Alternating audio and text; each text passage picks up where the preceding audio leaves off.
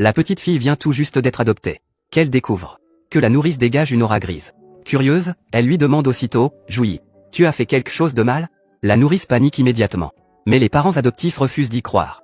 Le soir même, la fillette voit la nourrice voler en cachette un objet au père adoptif. Elle l'arrête aussitôt. Et une dispute éclate. Les parents accourent. Et trouvent dans sa poche un pendentif en jade acheté très cher. Ce n'est qu'alors qu'ils réalisent que la fillette peut voir ce que les autres ne voient pas. À l'origine, elle était la petite princesse d'une famille voisine. Mais ses proches la considéraient comme un mauvais présage. Influencée par un soi-disant maître de Feng Shui, ils l'ont accusée d'être la source de tout leur malheur, lui imputant même la mort de ses parents et la faillite de leur commerce.